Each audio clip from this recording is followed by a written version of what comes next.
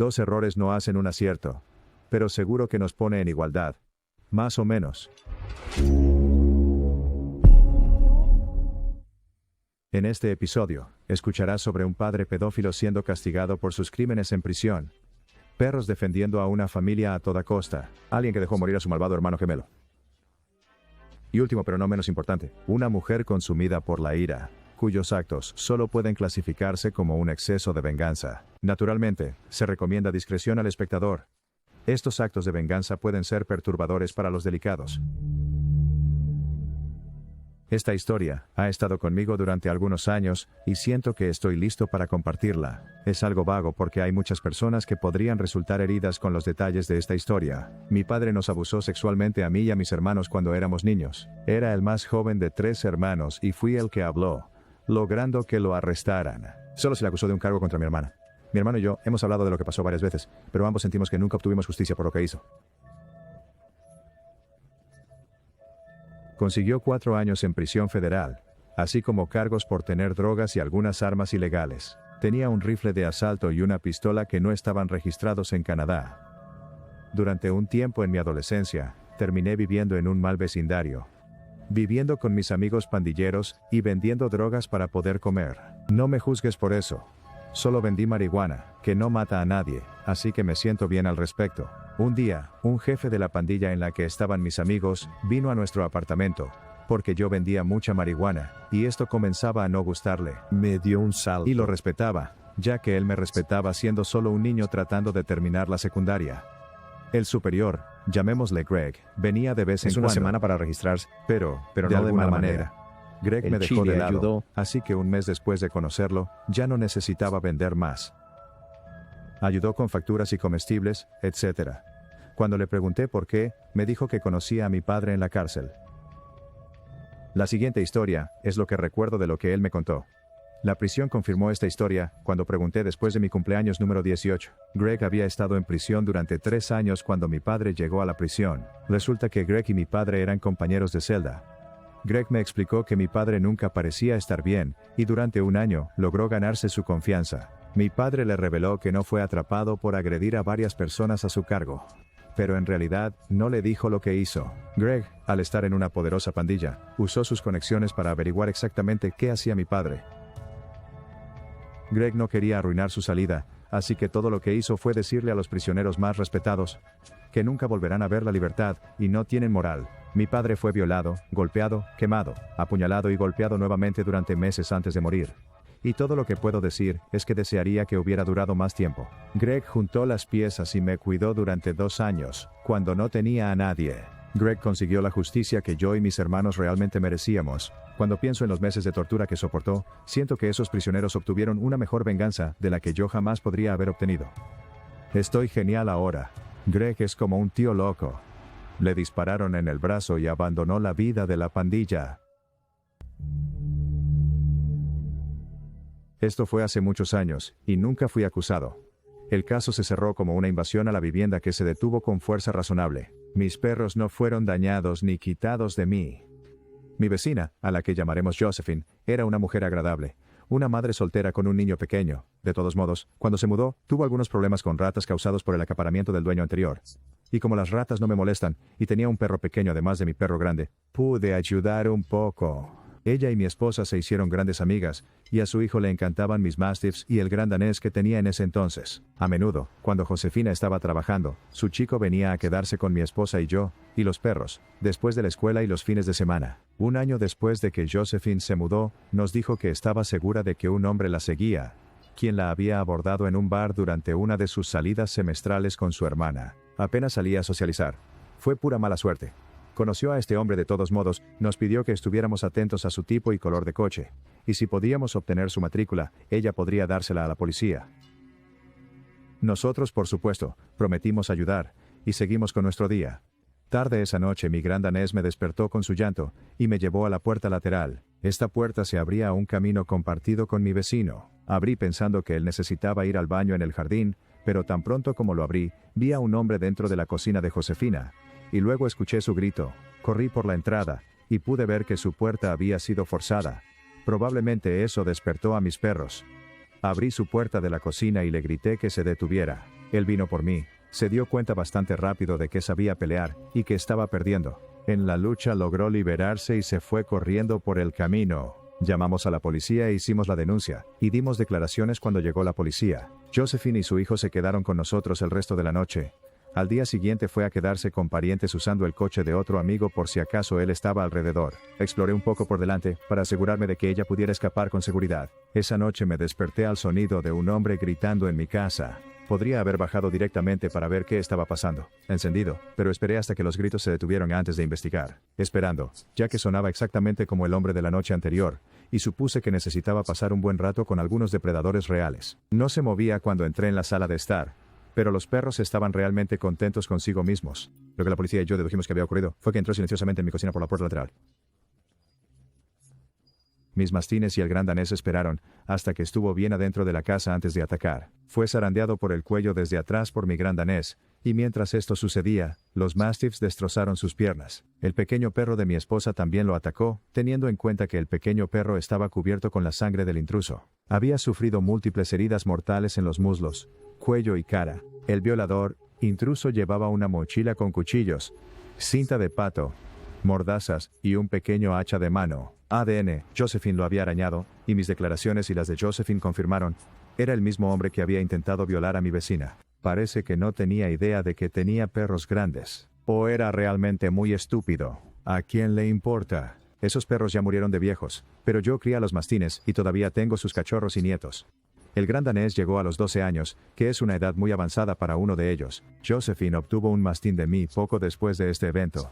Y ella aún posee perros grandes también. Recomiendo un perro grande como compañero. Y algo que joderá a cualquier intruso por ti. Como dice Bill Burr, es como tener una pistola que puedes acariciar. Usaré nombres falsos por razones que descubrirás. Mi hermano gemelo Sebastian y yo nunca hemos estado cerca.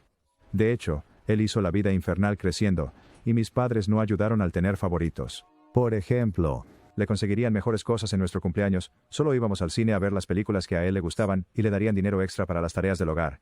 A pesar de que hacíamos la misma cantidad de trabajo, siempre me menospreciaba, me humillaba. Él me intimidaba con sus amigos en la escuela, rompía mis cosas y las suyas, luego me culpaba y era simplemente un dolor en general. Creciendo, las únicas personas en las que sabía que podía confiar eran mi hermana mayor, Jane, mi primo Kai, y mi mejor amigo Isaac. Todos sabían lo terrible que era mi hermano. De todos modos, avanza hasta cuando tenía 17 años y tenía mi primera novia, alguien a quien amaba mucho. No tuvimos relaciones sexuales porque ella quería esperar hasta su 18 cumpleaños para perder su virginidad, pero resulta que ella estaba teniendo un affair con mi hermano a mis espaldas. Durante la mitad del tiempo que estuvimos juntos. Solo fue descubierta cuando se reveló que estaba embarazada. Estaba destrozado. Ella sabía cuánto odiaba a mi hermano y vio algunas de las cosas terribles que me hizo, pero aún así lo hizo. Engañar ya es bastante malo, pero hacerlo con él de todas las personas. Le pegué en la cara, rompí su nariz y le hice perder un diente. Pero según mis padres, estaba bien. Soy la que está equivocada, y ahora tenemos que ayudar a esta chica que está esperando un hijo de mi hermano, y tenemos que apoyarlos. Mi hermano entonces dijo que no tenía intención de ser padre, y le dijo a mi novia que se hiciera un aborto. Luego huyó del pueblo, y nunca más la volví a ver. No sé si tuvo al bebé, o abortó. Todo lo que sé es que ella se fue, y mis padres todavía estaban alabando a mi hermano como el hijo dorado. Otro año pasa y mi hermano y yo todavía nos despreciamos, pero había empezado a salir de nuevo. Tomó un tiempo, pero encontré a alguien. Encontré a un chico que me gustaba. Soy bisexual y conocí a este chico Daniel en la universidad. Él era sordo y yo estudié lenguaje de signos por aburrimiento, así que comenzamos a hablar y las cosas parecían encajar. Salimos, nos enamoramos, lo llevo a la fiesta de mi amigo Isaac para presentarlo a los amigos y todo se siente genial. En este punto, el único que sabía que era bi, era Isaac. Un día entrando a un cine agarrando la mano de mi novio, me encuentro con mi gemela malvada. Él señala, se ríe y dice algunos comentarios homofóbicos. Le digo que se vaya a la mierda y camino hacia la película con mi brazo alrededor de mi novio. Cuando llegué a casa después de dejar a mi novio en su casa, sabía que enfrentaría algo al atravesar la puerta principal. Vi a mis padres en el sofá. Mi madre llorando sobre cómo pudo haber dado a luz a alguien tan repugnante. Espero que se refiriera a mi malvado hermano. Pero no, estaba hablando de mí y de cómo soy una mancha en el nombre de nuestra familia. Mi padre se levanta para gritarme, pronunciar comentarios y ofensas homofóbicas. En este punto veo a mi hermano en la escalera con una sonrisa burlona en su rostro. Luego baja y dice que se siente incómodo compartiendo una habitación con una persona gay. Omitiré las palabrotas que usó. Fue entonces cuando mis padres decidieron echarme justo en ese momento. Con la poca ropa y dinero que tenía, fui a la casa de Isaac y su familia me acogió, donde me quedé durante 6 meses, experimentando realmente amor y afecto familiar. Considero a la madre de Isaac y a su padrastro como mis propios padres ahora. Finalmente, yo, Daniel e Isaac, empezamos a alquilar un piso de 2 dormitorios juntos y todo va bien por el momento. Así que llegamos a diciembre del año pasado. Daniel y yo estamos casados. Isaac fue mi padrino. Mi hermana y mi primo Kai me llevaron al altar. Tengo un trabajo respetable en diseño gráfico. Tengo mi propia casa junto al mar y la vida nunca ha sido mejor. Sin embargo, recibí una llamada de mi hermana de que mi hermano estaba en un hospital. No había pensado mucho en él en los 9 años desde que me echaron. Pero recordar su existencia me trajo muchos recuerdos dolorosos. Mi hermana me dijo que Sebastián quería verme y que era urgente. Así que fui al hospital en el que estaba y conocí a mi hermana fuera de la entrada principal. Le pregunté de qué se trataba todo esto, pero no me lo diría, y luego necesitaba preguntarle a mi gemelo. Así que llego a donde está mi hermano, acompañado por mis padres a su lado, y mis padres realmente parecen felices de verme. Como si lo que me hicieron no hubiera sucedido. Incluso Sebastián parecía realmente contento de verme. Es seguro decir que algo estaba mal. Finalmente pregunto, ¿qué está pasando y por qué estaba aquí? A lo que mi hermano le pide a la familia que nos deje a los 2 solos. Se ve tan débil. Es extraño verlo así porque solía intimidarme mucho. Me dijo que se estaba muriendo de insuficiencia renal y ha estado enfermo durante los últimos años, pero ahora no le quedaba mucho tiempo. Sabía inmediatamente a dónde iba esto. Dijo que siempre lamentó que nunca nos lleváramos bien. En ese punto le dije que no. Él parecía confundido y preguntó de qué estaba hablando, así que simplemente le dije que no iba a donar mi riñón para salvarlo. Parecía como si acabara de hacer caca en su comida. Luego continuó hablando sobre lo mal que estaba la situación y que realmente sentía mucho por todas las cosas que nos hicimos el uno al otro mientras crecíamos. ¿Cómo que, perdona? Lo que nos hicimos el uno al otro. Le dije que solo quería un hermano que se preocupara y me amara, y que no intentara romperme todos los días durante 18 años. Luego llamó a nuestra mamá y papá y les dijo que no iba a renunciar a mi riñón. Luego empezaron a decir que les debía por mi existencia, y que tengo el deber de cuidar a la familia. Les pregunté dónde estaba ese deber cuando me echaron de la casa, o dónde estaba ese deber cada vez que mi hermano me daba un ojo morado. También pregunté dónde estaba su deber de cuidar a su nieto, cuando Sebastián decidió que no quería ser padre del hijo de mi exnovia. Dije por todas las cosas que él ha hecho. Desde exponerme a tener un affair con mi novia y abandonar a su hijo. Esto era el universo, y mi manera de finalmente devolver lo que él solía darme, para morderle el trasero. Luego me di la vuelta y salí de la habitación, siendo esa la última vez que vi a Sebastián. No estoy seguro de por qué querrían el riñón de una persona gay de todos modos. Pasé por al lado de mi hermana que me lanzó una mirada. Le devolví la mirada, quien a su vez me dio una mirada que decía que entiendo. Después de salir del hospital, sentí como si un gran peso hubiera sido levantado de mis hombros. Volví a casa y nunca miré atrás. Estoy realmente satisfecho con mi decisión. La semana pasada recibí una llamada de mi hermana para informarme que Sebastián había muerto. Ella preguntó si estaba bien y dije que sí. Luego realmente no sentí nada en toda honestidad. Ella dijo que lo entendía hasta cierto punto, ya que Sebastián no había sido muy amable con ella a lo largo de los años. Tengo a mi marido. Ben e Isaac estaban allí para apoyarme. Honestamente, a estas alturas Isaac bien podría ser nuestro hijo adoptivo, ya que estuvo viviendo con nosotros durante toda esta situación. El día siguiente recibí llamadas y mensajes de familiares con los que no había hablado en años, diciéndome que iré al infierno por ser un mal hijo, por ser un mal hermano y por ser gay. Me dijeron que mi marido y yo no merecemos tener hijos. Sabían que estábamos considerando la adopción y la subrogación. Esto me hace replantearme mi decisión de no darle mi riñón a mi hermano, incluso en la muerte. Me está complicando las cosas. Me preguntaba si era una mala persona, y si había tomado la decisión equivocada, pero sabía que si estuviera en esa posición, me habrían dejado. Así que olvídalo. Otros pedazos de información que pueden aclarar las cosas. 1. Su fallo renal se debió a llevar un estilo de vida extremo de drogas y alcohol. También los desheredé como mi familia hace años, así que cuando me casé, tomé el apellido de mi esposo y lo uní con un guión al apellido de Isaac, lo cual agradó mucho a sus padres. 3. Es poco probable que vuelva a ver a mis padres y me aseguraré de que mis hijos nunca los conozcan. Mi verdadera venganza hacia ellos será ser un mejor padre de lo que ellos alguna vez fueron para mí. Voy a empezar esta historia diciendo que este no es absolutamente uno de mis momentos morales más brillantes, y que soy consciente de que era un agujero total por hacer lo que hice. Mi única verdadera defensa es que estaba en un lugar mentalmente muy malo y necesitaba una montaña de terapia. Era maldad en forma humana. Ahora continuemos con la venganza. Era un niño raro cuando crecía, realmente raro. Fue principalmente porque estaba siendo abusado en casa y aislado a la fuerza. Mis habilidades sociales estaban tan subdesarrolladas que tenía dificultades para leer rostros humanos, aparte de mi abuela, abuelo y padre. Ser la chica rara significaba que era un objetivo jugoso para los acosadores. Nunca se detuvo, pero había un acosador que odiaba más que a los demás. La llamaremos Holly. Esta chica nunca desaprovechaba una oportunidad para hacerme la vida imposible, y como vivía cruzando la calle, no había lugar donde pudiera evitarla. Holly me trató como basura. Ella puso caca de perro en nuestro buzón regularmente. Dejó salir a mi perro de mi patio y nunca pude recuperarlo. También solía sentarse en su porche con sus amigos, mientras me ridiculizaba para entretenerlos. Si tan solo ponía un dedo fuera de mi puerta principal, es simplemente vergonzoso admitir que soy lo suficientemente débil, que podrías hacerme eso en absoluto. Ella me golpeó más de unas pocas veces. Una vez ella y sus amigos me obligaron a comer caca. ¿Caca real? No sé de qué tipo. Ella me empujó por un terraplén y me astillé el diente delantero con un bloque de ceniza. La lista sigue y realmente no tengo ganas de entrar en detalles, pero basta decir que no era solo una burla. No mejora mucho lo que hice, pero no lo hice por algo menor. Esto continuó durante años. Odiaba a Holly con la intensa pasión de 1000 soles, pero mientras mi abuela estaba viva, no había nada que pudiera hacer al respecto. Si le hacía algo o me defendía de alguna manera, mi abuela me castigaría por ello, y tenía más miedo de ella que de Holly, por una muy buena razón.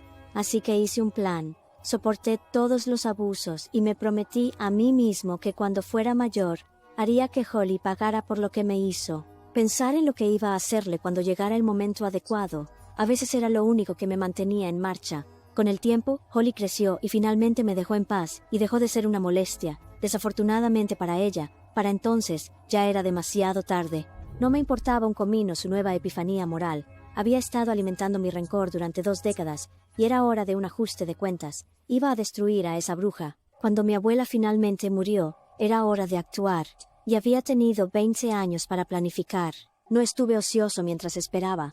Había hecho de mi vida una misión, aprender todo lo posible sobre Holly, y para lograrlo, me hice amigo de algunas personas en la periferia de su círculo social. Finalmente, sabía más acerca de ella y su vida que su propia madre. El primer paso que di en mi plan fue hacer que la despidieran de su trabajo. Tomó más tiempo del que me hubiera gustado, pero finalmente lo logré. Holly trabajaba en el consultorio de un médico, y yo sabía que el médico para el que trabajaba era súper cristiano. Un tipo muy recto, respetable. También tuvo una gran influencia en la comunidad local. Decidí hacerme paciente en su consultorio, programando mis visitas para los días que Holly no trabajaba. Después de un par de visitas, simplemente me di cuenta de Holly y la foto del personal en la pared de la sala de espera. Hice un espectáculo de parecer sorprendido y luego preocupado. Llegué a la sala de examen y el médico entró poco después. La expresión en mi cara llamó su atención y me preguntó qué me pasaba. Le dije que aunque no quería hacerlo como un Christian, no podía mantener mi conocimiento en secreto y aún así dormir por la noche, porque simplemente no podía dejar que pusiera en peligro su alma y reputación sin hacer nada. Tenía toda su atención. Entonces Ananías le preguntó, de un cristiano a otro, que no le dijera a nadie de dónde obtuvo la información que estaba a punto de darle, después de que prometió que lo haría. Le dije que sabía que Holly estaba consumiendo drogas ilegales. Estaba absolutamente asombrado y al principio no me creía. Le dije que entendía completamente su escepticismo, pero era bastante fácil probar o refutar mi información con una prueba de drogas. Si yo estaba equivocado, él no perdía nada. Si tenía razón, se estaba ahorrando problemas en el futuro. Finalmente accedió a hacerle la prueba, y también probó a todos los demás, para que no pareciera que Holly era el único objetivo. Mira, realmente no estaba mintiendo. Polly fumaba mucha marihuana, y lo sabía porque era mi padre de quien la conseguía. Había sido su proveedor de marihuana desde que ella tenía como 15 años. Su prueba dio positivo para marihuana, y para mi sorpresa, Xanax. Ups. El doctor despidió a Holly en el acto. Cuando los resultados del análisis de orina volvieron, también me llamó para agradecerme por contarle lo que estaba pasando, y antes de colgar, me dijo que realmente caminaba con el Señor. Nunca sabrán cuánto tuve que luchar para no reírme de lo equivocado que estaba. Pensé que iba a reventar un vaso sanguíneo. Fase 1, completa.